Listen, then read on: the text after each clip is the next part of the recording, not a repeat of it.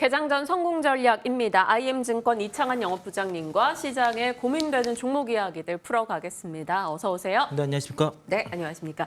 이번 주 정말 실적 빅위크예요. 국내외로 실적이 쏟아지는데 당연히 이번 주 가장 중요하게 보고 있는 실적 중 하나가 또 테슬라입니다. 주 중반 대기하고 있는 상황이죠. 기가팩토리 3 그리고 22일부터 신형 모델 Y 시범 생산 여러 가지 뉴스 등은 많이 나오고 있고요. 트럼프와 일론 머스크의 러브 라인 이야기도 주목됩니다. 2차 전지 쪽 좀 풀어주시죠. 테슬라 3분기 실적은 양호할 것 같습니다. 최근에 이제 2분기 연속 개선된 그 글로벌 인도량이 나왔기 때문에 이게 이제 올해 들어서 처음이라서 상당 부분 이제 실적은 괜찮을 거라고 생각하고요.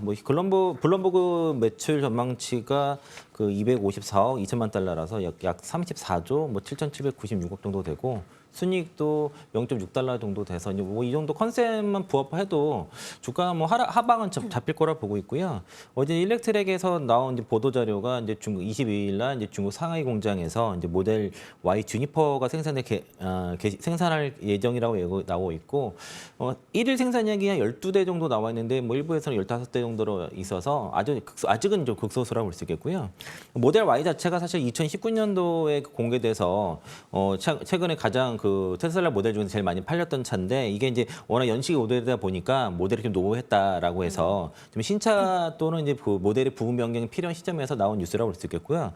이 신형 그 모델 Y에는 이제 95kW의 그 배터리 용량이 들어가는데 그 EV9 같은 경우가 99.8 정도 들어갑니다. 그러니까 이제 상당히 대용량이 들어간다고 볼 수 있겠고 여기에는 이제 그 전면부는 그 모델 3 부분 변경 모델인 하이랜더가 비슷하고 후면부는 사이버 트럭과 비슷하다는 그런 이제 전망이 있는 상태고요. 여기에는 이제 그 내년 1분기 출시되는데 그 LG 에너지솔루션에 이제 업그레이드된 그 2170 배터리가 들어가고 요게 최근에 이제 그 LNF가 그 관련된 그 양극재를 준비하고 있다고 이제 그 IR 때 얘기를 했고요. 이렇게 되면은 이제 LG 에너지솔루션과 요게 니켈 도구 강판을 아직까지는 독점하고 있는 TC 스틸, 전액에는 엔캠 그리고 실리콘 공시가 이번에 들어갈 거로 보여져서 대전전 재료가 대표적인 수혜라고 좀 볼 수 있겠고 그 2차 전 투자하신 분들이 최근에 이제 시장이 좀 최근에 한 8거래인도 7, 8거래 연속 좀 조정 좀 받고 있는데 이게 일단은 그 트럼프 전 대통령의 당선 가능성이 높아지다 보니까 이 영향도 분명히 있지만은 제가 볼 때는 금투세 이슈가 더 큰 것 같습니다. 이제 11월 11일이 그 사전 투표일이었는데 그 10일까지는 발표가 될 거라고 좀 예상을 했었는데 결론이 나지 않으니까 10월 10일부터 이제 하락이 좀 이어졌고요. 국감 이후 아니면 이제 그 내년 예산안 11월 예산안 심의 때 이제 그때 얘기가 나오다 보니까 여전히 금수에 대한 불확실성이 지속되고 그러다 보니까 코스닥의 그 중소형 종목과 그리고 코스피의 중소형 종목들 이런 스몰캡 종목들의 거래 대금이 급감을 하고 있습니다.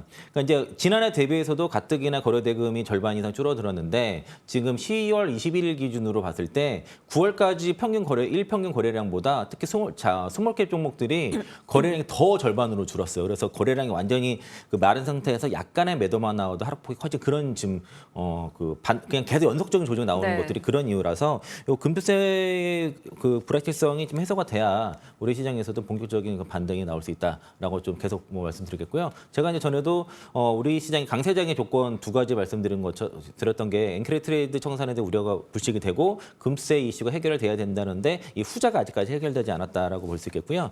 2차 전지 섹터에서는 트럼프 이슈는 이제 11월 5일 그 선거 당일이 아마 그때가 이제 피크 아웃으로 예상을 하고 있고 상당수 시장에 반영이 됐기 때문에 유진투자증권에서 같은 얘기를 했고요. 그리고 이제 어제 이제 DB금융투자에서 리포트가 나온 게 105페이지 정도 나온 게 있는데 그거 잘 보십시오. 그게 이제 리포트 잘 써져 있고요. 24년 하반기부터 26년 그 글로벌 OEM 기업들이 그 전기차 확대 전략으로 인해서 다양한 세그먼트 A부터 F까지 다양한 세그먼트의 전기차들이 나오고 있고 특히 이제 캐진 돌파 구간에서는 다양한 특히 볼륨 세그먼트 신차가 많이 판매될 것으로 예상이 되고요. 또 저가형 전기차가 올해 이제 그 글로벌 업체들이 8종 나오고 내년에 10종 그리고 이제 26년도에 이제 한 3종 정도로 나올 예정인데 확실히 이제 올해 하반기부터 25년도에 신차가 대거 특히 저가형이 많이 나오거든요. 그래서 그렇게 되면은 25년도, 26년도에 전기차 판매의 어떤 그 빅사이클은 분명히 온다고 보니까 계속 그걸 밀고 가시면 좋을 것 같습니다. 네. 9월 말 10월 초에 분위기가 꽤 좋았었는데 10월 진입이 되면서 이제 금투세 관련한 불확실성 노이즈가 계속 지속되다 보니까 아무래도 조금의 거래 영향을 받아가고 있는 2차 전지 쪽 분위기 그리고 그 외에 살펴볼 내용들을 잡아주셨어요. 요즘 북미 쪽으로의 ESS 수출에 대한 기대감이 꽤 많이 나오고 있습니다. ESS 관련해서도 또 주목할 내용 좀 잡아주시면요. 9월달 수출 데이터에 보니까 이제 그 지난해 같은 달 대비해서 이제 그 수출량이 172% 증가했다 나오고 있고요. 특히 북미 ESS 시장을 우리가 주목을 해야 되는데 지난해만 시장 규모가 이제 680억 달러니까 약 3조 원 정도 되는데 2030년도 가게 되면은 2천억 달러로 273조 정도 될 거라는 그런 전망치가 나왔고요.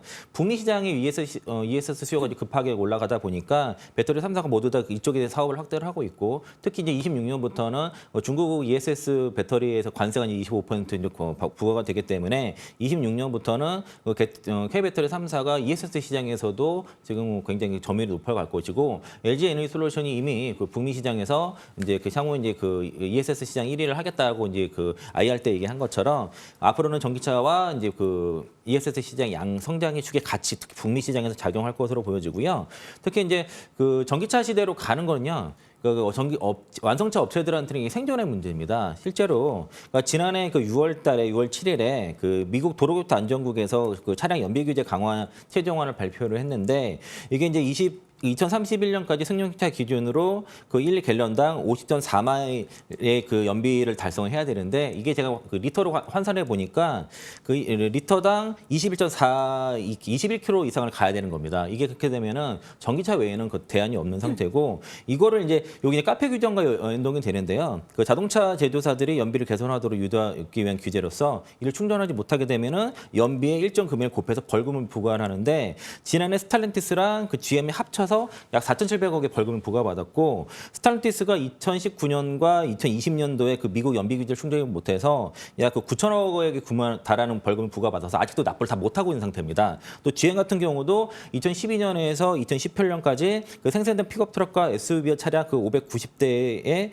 그 배기가스 기준을 초과한 사실이 적발돼가지고 네. 약 2천억에 가는 벌금 또 받았어요. 이게 그래서 앞으로 만약에 이 상태로 만약에 그 완성차 기업 아무것도 안 하고 이대로 가게 되면은 2030년도 가게 되면은 그 북미 완성차 기업들이 벌금이 4조 원을 넘어갈 수 있기 때문에 이거는 매출이 아니라 이 영업액 이익에서 4조가 넘어갈 수 있거든요. 그렇게 되면 이거는 생존의 문제에 달린 거라서 단순하게 이제 그 트럼프 전 대통령이 집권되게 되면은 이 규정을 뭐 폐기한다고 했지만은 실제로 그 트럼프 집권 당시에 연비 규제를 폐기하려고 했지만은 23개 주로부터 소송을 당한 것이고 이번에도 그 캘리포니아 주를 비롯해서 16개 주가 이제 이런 연비 규제에서 강력하게 적용하고 있는데 또 소송을 당할 일입니다. 그래서 쉽게 폐지가 안 되고요.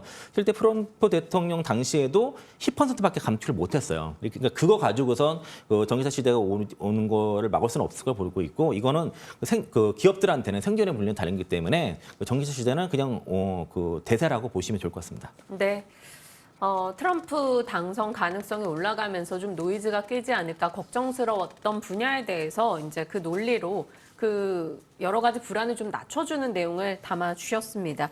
자, 이제는 섹터를 좀 바꿔볼게요. 비만 치료제 쪽으로 넘어가겠습니다. 펩트론이나 뭐 D&D 파마텍 등에 대해서 관심을 계속해서 갖자라고 기존에 저희와 계속 호흡해 주셨는데 비만 치료제 종목들 최근에 좀 핫했습니다. 다시 한번 AS 부탁드릴게요. 제가 지난주 말씀드렸던 게 이제 그 펩트론은 보유하자, 보유 의견 드렸고 삼천당은 뭐 저가면서 하고 D&D 파마텍은 좀 공부를 해보자, 관심 좀 가져보자고 했는데 일단 그 모건 스탠리에서 그 최근에 이제 그 비만 치료제 시장이 전망한 게 그 2030년까지 그 1,050억 달러로 이제 전망대를 상회하면서 연간 한 62% 연평균 성장률을 기록할 것이라고 하고 있고 또 이제 여기서 이제 GLP-1에 대해서 우리가 이제 관심을 갖고 있는데 이게 비만 치료제 기존의 비만 치료제에 비해서 GLP-1 비만 치료제가 확실히 그 효능과 안정성이 확보됐기 때문인 거고 적용증이 되게 확보가 되고 있습니다. 어제 같은 경우는 뭐 그 알코올 그 중독이라든가 마약도 치료할 수 있다는 그런 뉴스가 나올 것처럼 굉장히 이제 그 적응증 확대가 되고 있고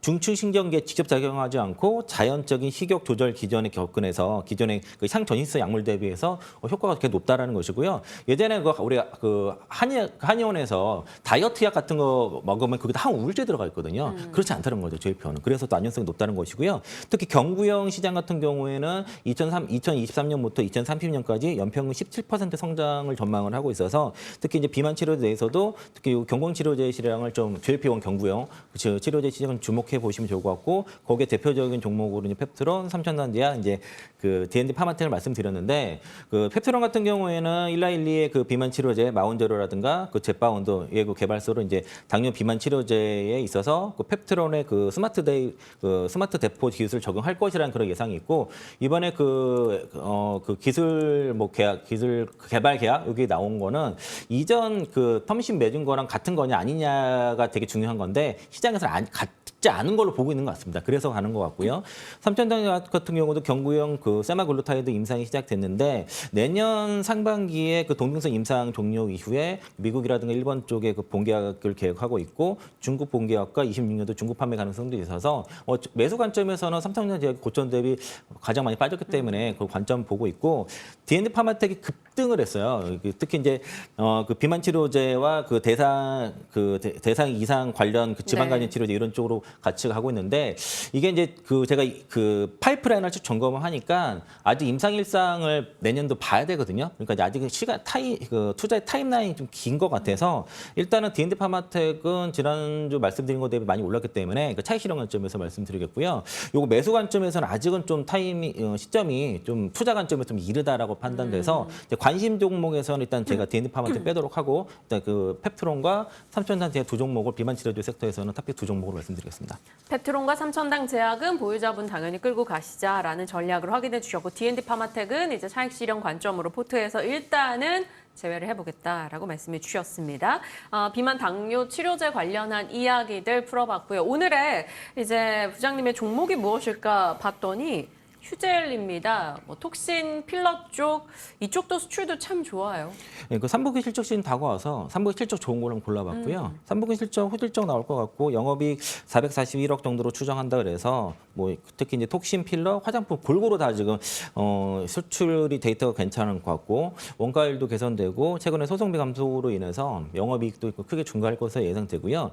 동사가 이제 그 톡신에 대한 그 미국 FDA 승인과 그리고 이제 최근에 이제 소송 승리로 인해서 글로벌 톡신 수출에 대한 성장이 굉장히 잠재력이 커졌다라고 좀 판단이 되고 있고 그리고 특히 이제 그 ITC 소송 이후에 이제 에스테틱 쪽에서의 그 영업 시너지가 앞으로 날 것으로 보여집니다. 그래서 최근에 이제 전망치가 앞으로 북미 시장에서 3년 내에 연매출이 보통 이 회사가 3천억 정도 하는데 북미에서만 그 매출이 3천억 이상 발생할 수 있다라고 그런 분석이 나와서 향후 성장성도 같이 볼 수 있겠고 또 3분기부터는 톡신의 그 미국 선정이 시작됐고 25년부터는 톡신 수출에 대한 상당히 기대감도 있어서 내년도 괜찮을 것 같습니다. 그래서 이제 최근에 좀 주가 많이 올랐으니까 좀 조정을 좀 노려서 조정 나올 때 매수 관점에서 접근해 보시면 좋고요. 제 증권사를 체크를 해보니까 그 삼성증권이나 상상인증권 두 곳에서 최근에 나왔고 네. 삼성에서 목표가 35만 원, 상상인에서 38만 원 목표가 좀 제시했는데 둘 다 같이 보십시오. 그 내용을 둘 다 체크를 해보시고 목표가는 상상인증권과 38만 원 제시해드리도록 하겠습니다. 시오시오 증권 대 삼성증권, 상상인증권에서 낸 내용들 한번 살펴보라 말씀 주셨고 목표가 35만 원에서 38만 원 증권사 의견 같이 소개해 주셨습니다.